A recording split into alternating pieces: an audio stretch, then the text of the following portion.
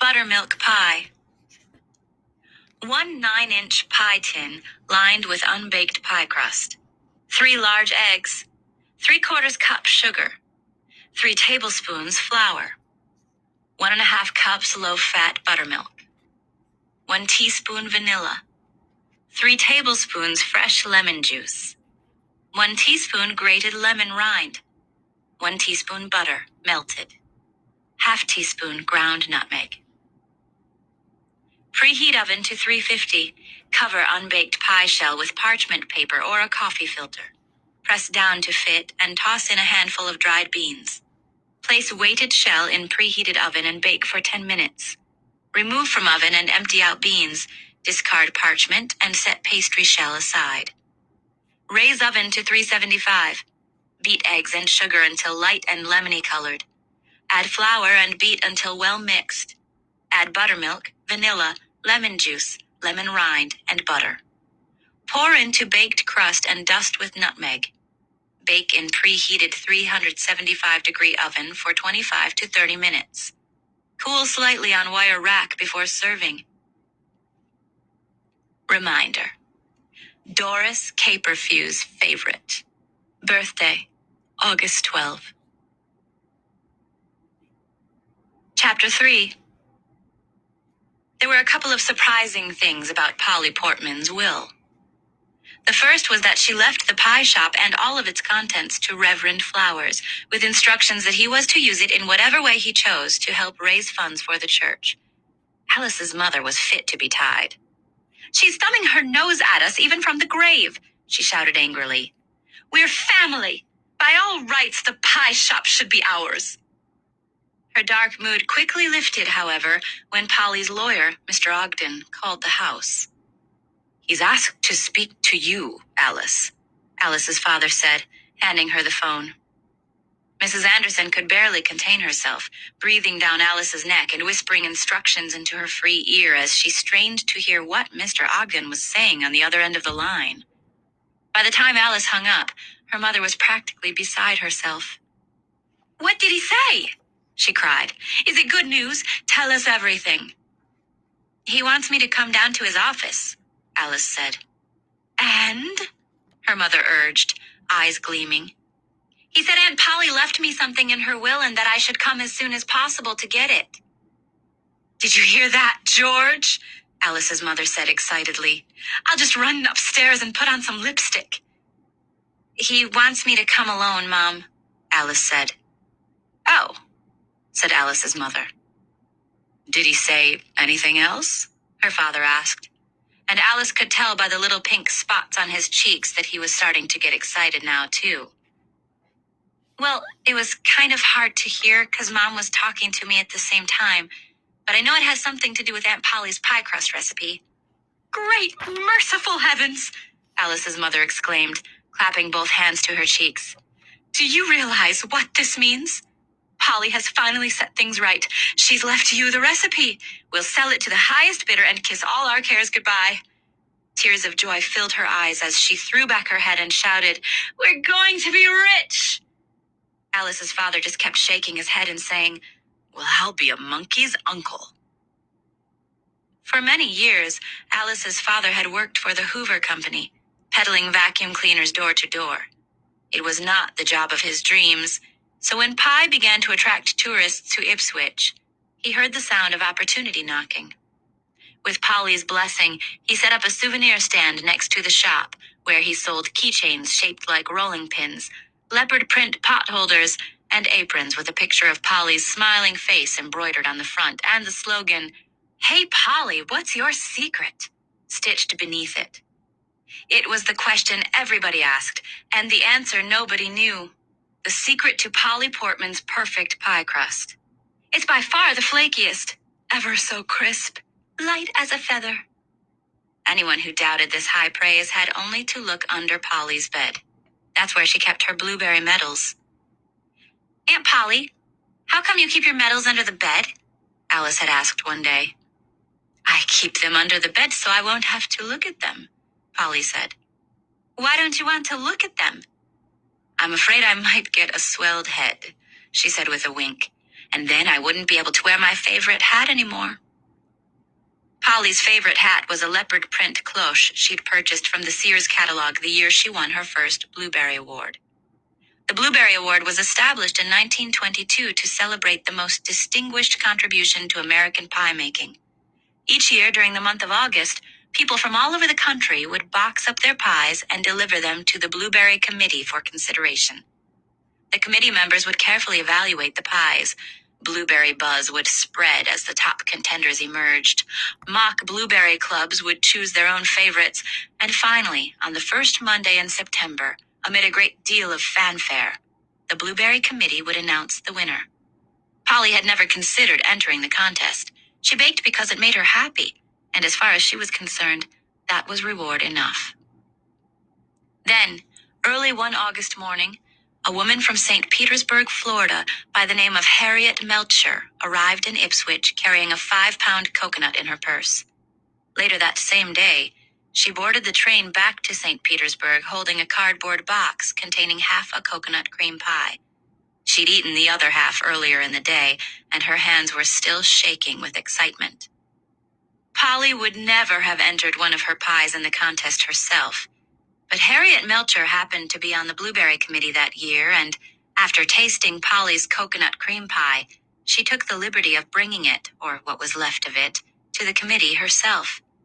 This is how it came to pass that at 6 o'clock in the morning on Monday, September 7th, 1942, Polly Portman received a phone call. The excited voice on the other end of the line belonged to Harriet Melcher. "Good morning, Miss Portman. On behalf of the committee, I am pleased to inform you that you've just been awarded the 1942 Blueberry Medal for your outstanding coconut cream pie. We look forward to seeing you at the award ceremony." Polly was delighted that the committee had enjoyed her pie, but the idea of winning a prize for it made her feel very uncomfortable, so much so that she tried to turn it down. "The Blueberry is the most coveted award in the field of pie baking, Miss Portman. You have no idea how many people would kill to be in your shoes," Harriet Melcher told her. "What an awful thought," Polly exclaimed. "The ceremony is in Philadelphia this year, just a hop, skip, and a jump away from you. Everyone will be so disappointed if you don't come." Not wanting to seem ungrateful, Polly finally agreed to accept the award and to attend the ceremony in Philadelphia. She even ordered herself a new hat from Sears. A few weeks later, she wore the leopard print cloche to the American Pie Makers Association conference, where she delivered a heartfelt 4-word acceptance speech. "Thank you very much." Things changed after Polly Portman won the Blueberry Award. All kinds of people started showing up at the shop with ideas about how she could expand pie or turn it into a national chain. One eager businessman came all the way from Hong Kong to unveil his plans to build a giant factory where Polly's pies would be mass-produced, frozen, and shipped all over the world. He told Polly she would be so rich, she'd never have to bake again. "Why on earth would I want that?" she laughed. Then she handed him the green tomato pie she'd noticed him eyeing earlier and showed him to the door. Just as the hoopla surrounding Polly's Blueberry Award began to die down, she won another one, this time for her buttermilk pie. Once again, she hadn't entered the contest herself, but the word was out about Polly's pie-making skills, and after that there was no stopping her. Each September, like clockwork, the call would come, and Polly would put on her leopard print hat and go off to wherever the APA conference was being held that year to deliver the same heartfelt 4-word speech. "Thank you very much."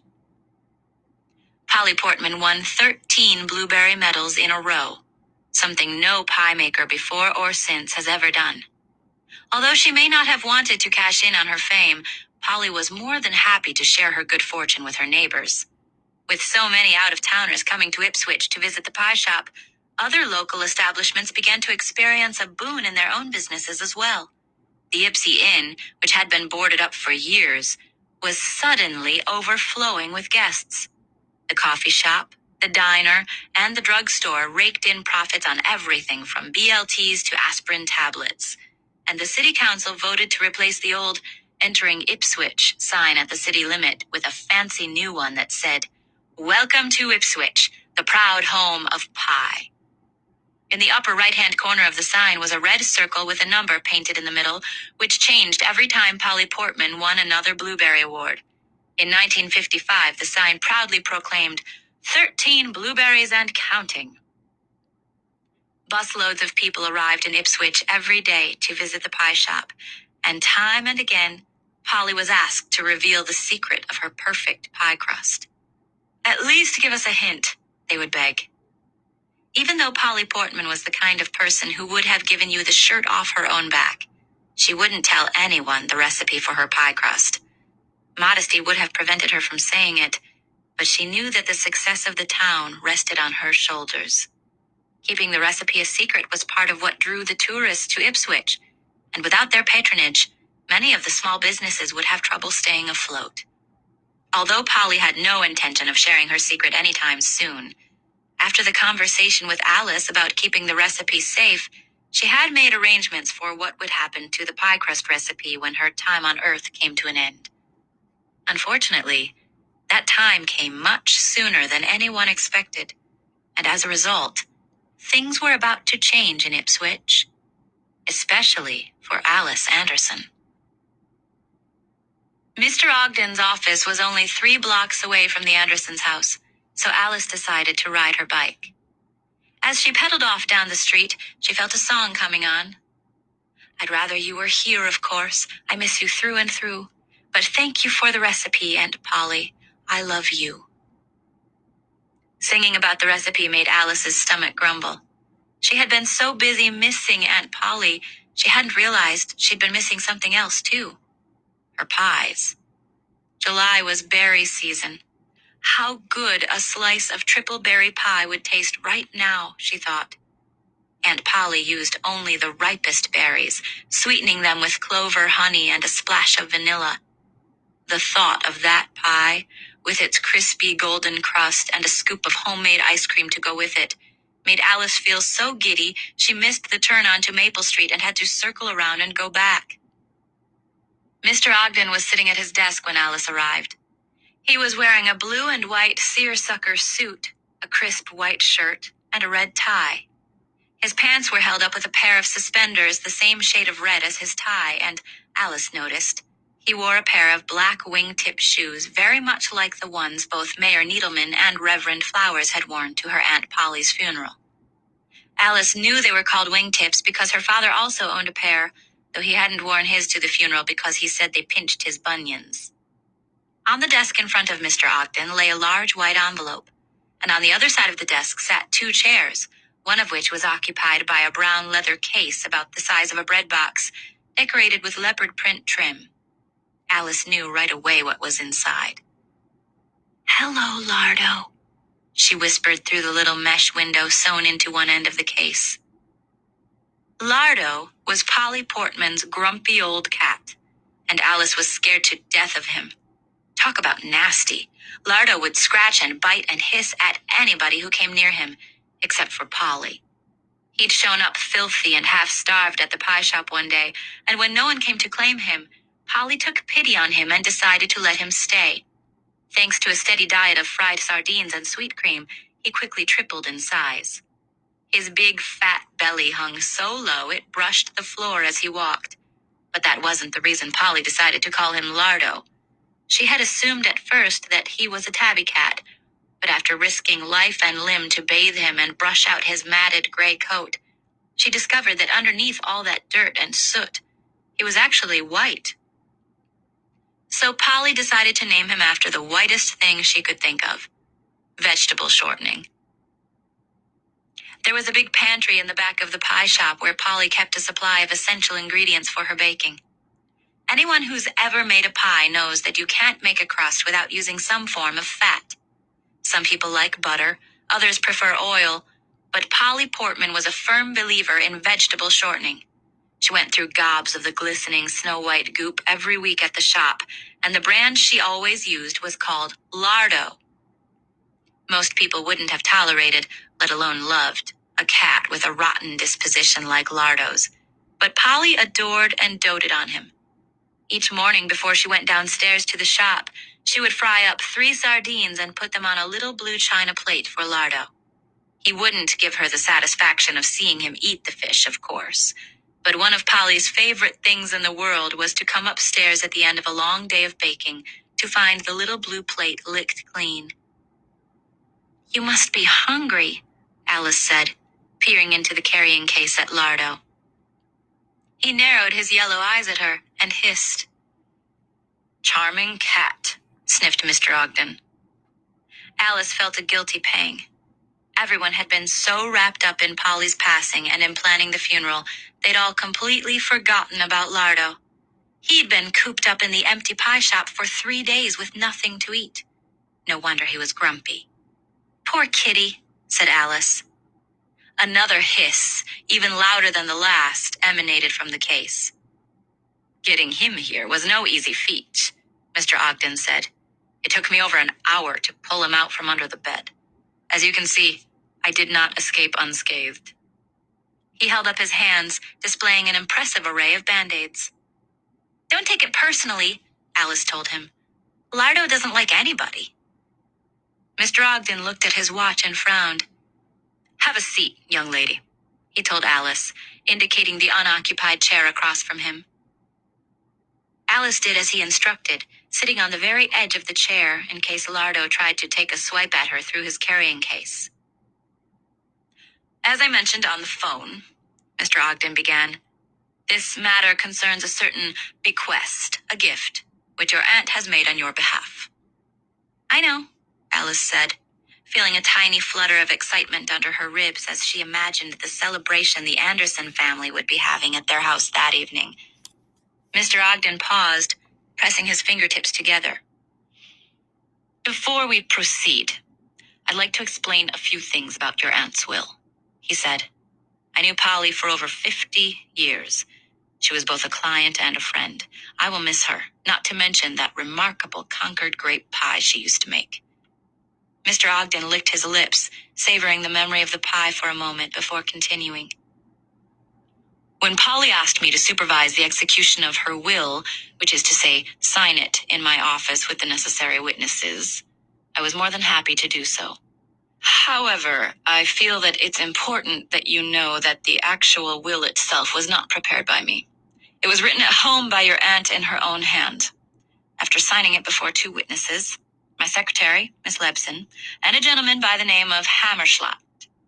She sealed it in an envelope, which she instructed me to open only in the event of her death. I read it myself for the first time this morning." "What did it say?" Alice asked, hoping that Mr. Ogden's answer would be a lot shorter than the long-winded speech he'd just delivered. "We'll get to that in a minute," he said. "First, I'd like to remind you that as your aunt's attorney, my role in this matter is merely to inform you of her intentions, not to explain the reasons for them, and to see that they are carried out in the manner in which she has requested. Do you understand?" "I think so," Alice said, afraid that if she admitted she hadn't understood something, he'd feel the need to repeat the whole thing all over again. "Very well," Mr. Ogden said. Then he cleared his throat and began to read the will out loud. The document consisted of a single page, handwritten in blue ink. It took Mr. Ogden less than a minute to read it, and when he had finished, 2 things were perfectly clear. Polly Portman had left her secret pie crust recipe to her beloved cat, Lardo. And she had left her beloved cat, Lardo, to Alice.